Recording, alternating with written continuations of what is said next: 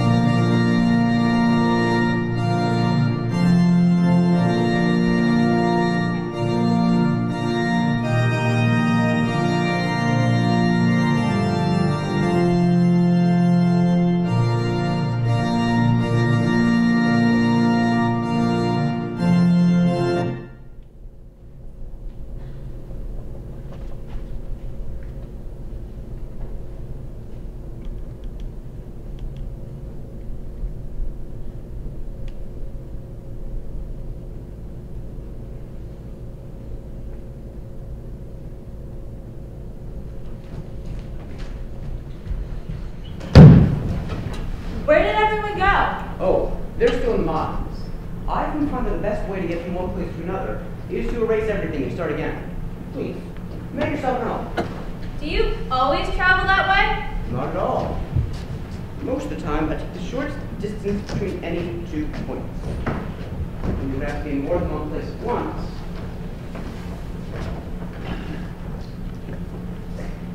I simply multiply. Whoa! How did you do that? There's nothing to it. We have a magic staff. That's nothing but a big pencil. True enough. But when you don't know how to use it, there's no end to what you can do. Can you make things disappear? Sure. Come closer and I'll show you. 4 plus 9 minus 2 times 16 plus 1 equals 6 minus 67 plus 8 times 2 minus 3 plus 26 minus 1 minus 34 plus 3 minus 7 plus 2 minus 5 equals 17. It all comes to 0. Precisely. Now, is there anything else you'd like to see? Can I see the biggest number there is? Sure. It took us 3 minors to work it out. That's not what I mean. I mean the longest number there is. Of course. It took us 4 mine cards to work it out. I don't think you understand. I think what you are trying to see is the number of the greatest possible magnitude. Well, why didn't you say so? All right. What's the largest number you can think of? 9,999,999,999,999. Very good. Now to 1 2. Now to 1 again. Now to 1 again. Now to 1 again. Now to 1 again. But does that ever stop? How can it? You can always take the number you have and add 1 to again, because the number you want is always one more than number you have, and it's never so large that if you started saying it yesterday, you would finish tomorrow. Where would you find a number that big? Same place you found the smallest number there is. Do you know what that is? The smallest number? 1 million? Close. Never by that now. Never by that now. Never by that now. But does that ever stop? Okay. You can always take the number you have and divide that in half again, and you see that line over there? That long one? Yes, if you follow that line forever and you reach the end, turn left. You reach the land of infinity. That's the largest, the smallest, the most, the least, and the longest and shortest of everything are kept. But how can you follow something forever?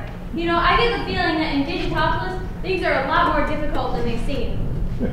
But, on the other hand, you'll find that the only thing you can do easily is be wrong, and that's hardly worth the effort. But what bothers me is that even when things are correct, they still seem to be wrong. True enough. It's been that way ever since rhyme and reason left. All because that stubborn wretch Azaz! It's all his fault.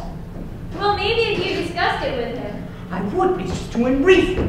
Why, just last month I sent him a friendly letter which he didn't have the courtesy to respond. Here, see for yourself. Well, maybe he doesn't understand numbers. Nonsense, everybody understands numbers. They mean the same thing everywhere. A 7 is a 7 everywhere in the world. People are awfully sensitive about what they know best. With your permission, sire, we'd like to rescue Rhyme and Reason. Does Azaz agree to it? Yes, sire. Then I don't. Ever since Rhyme and Reason left, Azaz and I have agreed on anything. And we never will. Never? Never. And if you can prove otherwise, you have my permission to go. Well, with whatever Azaz agrees, you disagree. Correct. And with whatever Azaz disagrees, you agree. Also correct. So if both of you agree that he will disagree with whatever each of you agrees with, aren't you really in agreement?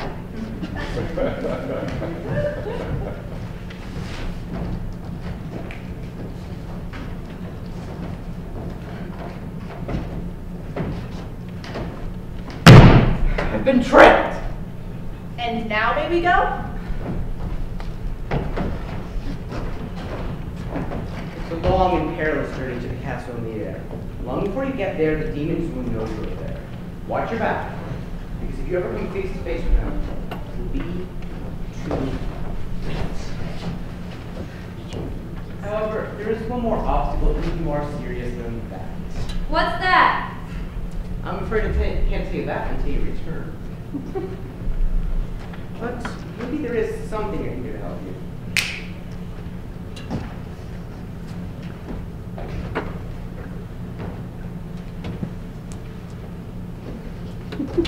Here is your own magic spell.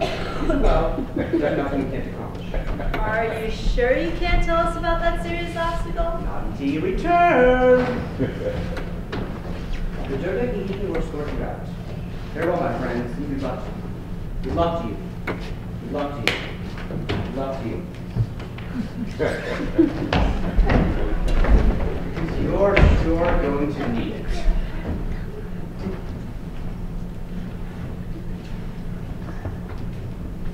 Well, they're on their way.